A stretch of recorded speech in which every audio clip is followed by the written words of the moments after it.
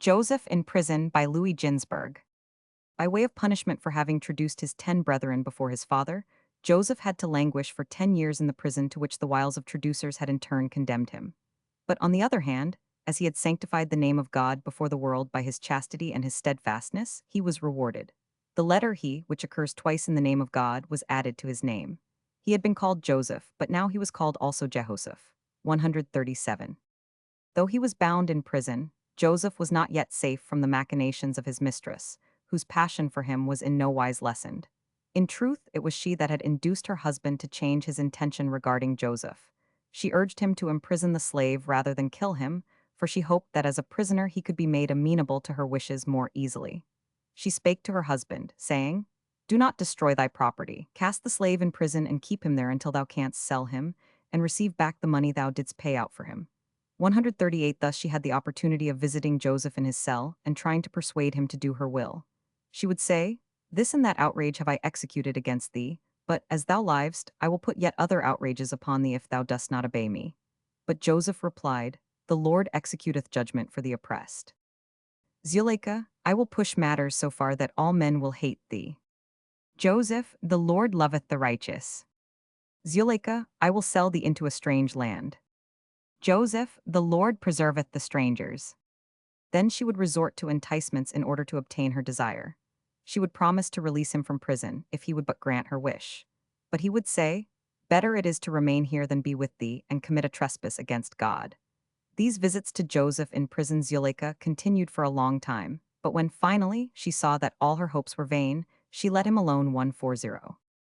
As the mistress persisted in her love for Joseph, so his master, her husband, could not separate himself from his favorite slave.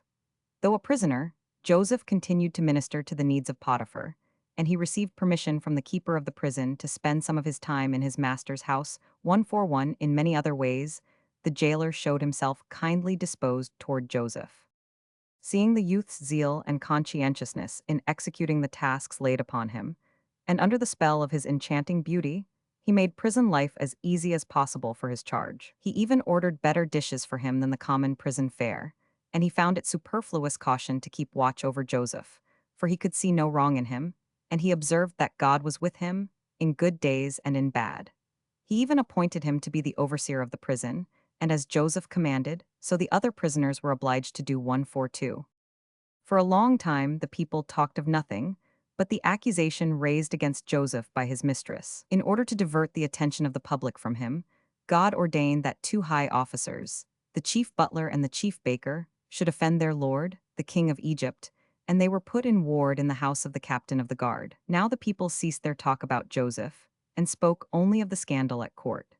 The charges laid at the door of the noble prisoners were that they had attempted to do violence to the daughter of Pharaoh, and they had conspired to poison the king himself.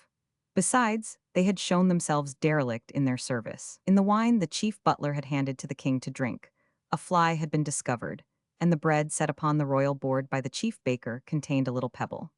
143. On account of all these transgressions, they were condemned to death by Pharaoh. But for the sake of Joseph, it was ordained by divine providence that the king should first detain them in prison before he ordered their execution. The Lord had enkindled the wrath of the king against his servants only that the wish of Joseph for liberty might be fulfilled, for they were the instruments of his deliverance from prison, and though they were doomed to death, yet in consideration of the exalted office they had held at court, the keeper of the prison accorded them privileges. As, for instance, a man was detailed to wait upon them, and the one appointed thereto was Joseph 1441.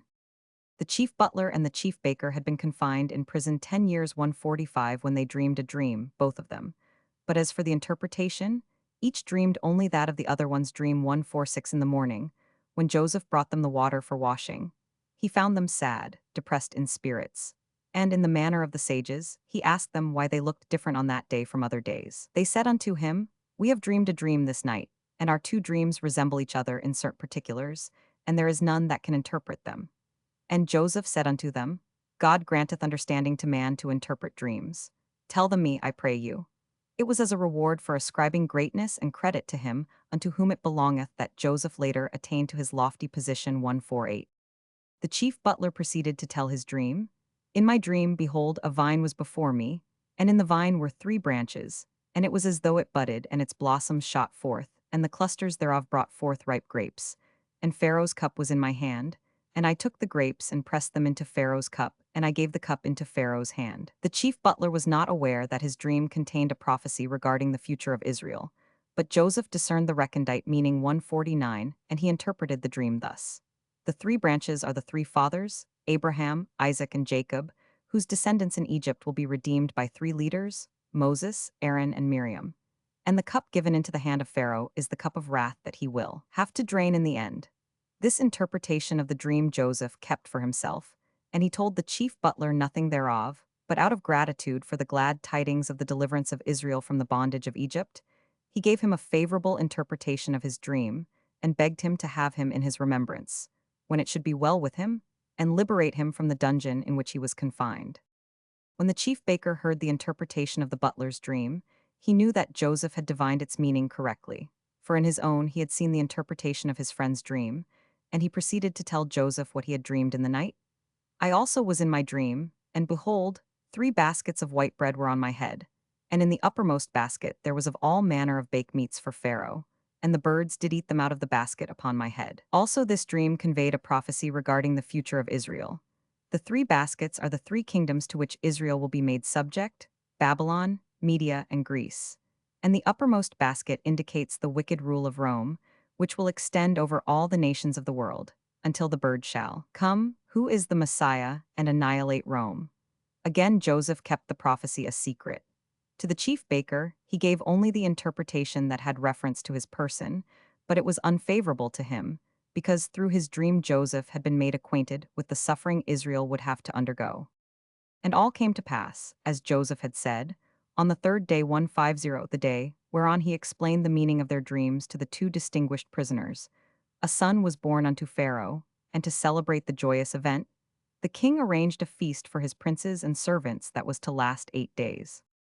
He invited them and all the people to his table, and he entertained them with royal splendor. The feast had its beginning on the third day after the birth of the child, and on that occasion, the chief butler was restored in honor to his butlership, and the chief baker was hanged 151, for Pharaoh's counselors had discovered that it was not the butler's fault that the fly had dropped into the king's wine, but the baker had been guilty of carelessness in allowing the pebble to get into the bread. 152 likewise.